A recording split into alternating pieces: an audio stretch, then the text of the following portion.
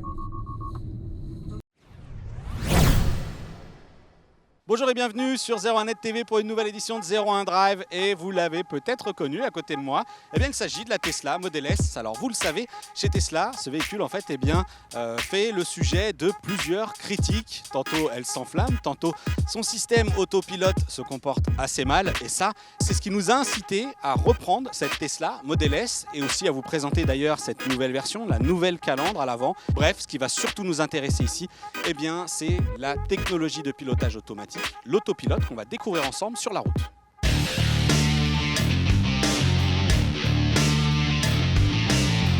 Mais avant de prendre la route pour tester donc le pilotage automatique, on va refaire un tour du côté des technologies et on commence forcément par la caméra installée au sommet du pare-brise. C'est celle-ci qui va notamment lire les lignes blanches qui vont permettre à la Tesla de bien se positionner sur sa voie. Il y a aussi les différents capteurs à ultrasons qui sont installés sur tout le tour de la voiture, 6 à l'avant, 6 à l'arrière, qui vont là encore lui permettre de détecter si un obstacle se présente devant elle. Et il y a en plus donc un dernier radar qui est installé cette fois-ci au niveau de la plaque d'immatriculation. Avant, il était dans le fameux bloc noir qu'on voyait sur l'ancienne génération de la Tesla Model S. Et ce radar, c'est un radar longue portée qui va permettre au régulateur de vitesse actif d'adapter sa vitesse en fonction des véhicules qui nous précèdent. Alors voilà, on s'est installé à bord de la Model S, donc on retrouve le grand écran. Et pour activer les différentes aides à la conduite, il faut que je passe par le menu Contrôle, Paramètres. Ensuite, je vais chercher les assistances conducteurs. Et alors, de base, elles sont toutes désactivées. Mais lorsque je souhaite activer donc le maintien de cap, qui correspond à cette fonction en fait de pilotage automatique, il m'est indiqué que la fonctionnalité est une fonction bêta et il est ici indiqué grosso modo que vous devez rester vigilant sur ce qui se passe devant vous.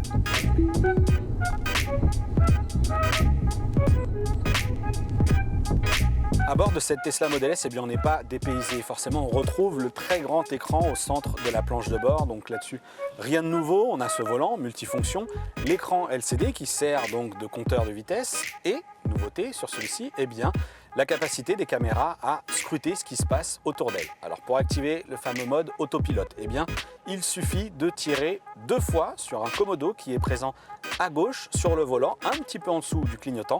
Si je tire une seule fois, il va activer le régulateur de vitesse actif. Je l'active, il a lu le panneau, il sait que la route est limitée à 70 et donc se cale à cette vitesse. Bien évidemment, je peux augmenter ou diminuer cette vitesse du régulateur en donnant des petites impulsions vers le haut ou vers le bas. Si je tire cette fois-ci 2 fois, on a un petit bruit dans la voiture et un message qui m'invite à garder effectivement les mains sur le volant, mais qui active l'autopilote. Alors à l'écran, il y a une nouveauté, c'est les véhicules qui sont vus devant moi, mais aussi un véhicule qui est siglé cette fois-ci en bleu. Ça veut dire que la voiture n'a pas spécialement reconnu les lignes qui sont au sol, mais a identifié la voiture qui est devant moi. Et là, vous n'avez peut-être pas l'impression, mais la Tesla Model S, elle conduit toute seule. Elle accélère, elle freine et elle voit tout ce qui se passe autour d'elle. C'est assez magique. La particularité, on vous le dit, on a vu des choses aussi efficaces, notamment chez les concurrentes allemandes, Audi, Mercedes, BMW. Mais la particularité de Model S, c'est que Tesla pousse beaucoup plus loin dans le temps cette autorisation à la délégation de conduite. Là, nous sommes actuellement dans les embouteillages, mais nous avons mis à l'épreuve cette technologie sur autoroute, sur le périphérique. Vraiment, c'est efficace, elle maintient bien son cap. Si j'insiste plus particulièrement sur cette vue qui est très dynamique devant nous, c'est tout simplement pour préciser qu'en fait, à tout moment, le conducteur qui est derrière le volant voit peu ou prou ce que voit la Model S. Donc, c'est autant de possibilités d'anticiper ce qui se passe sur la route et donc d'éviter l'accident. On le sait, cette Tesla, ce n'est pas une voiture autonome. On a suffisamment de messages qui nous préviennent, y compris lorsqu'on lâche le volant depuis trop longtemps. Alors là, la tolérance qui est appliquée par Tesla est énorme. Ça fait plusieurs centaines de mètres, voire kilomètres, qu'on roule sans avoir remis les mains sur le volant ou sur la pédale de frein. Mais véritablement, pour ma part en tout cas, j'estime que éviter un accident avec l'autopilote, c'est tout à fait faisable. Cette technologie d'aide à la conduite, elle est à l'aise sur les voies, comme on le disait, où les bandes blanches sont bien marquées, puisque c'est là que la caméra va lire le marquage pour permettre à la voiture tout simplement de se repérer au mieux.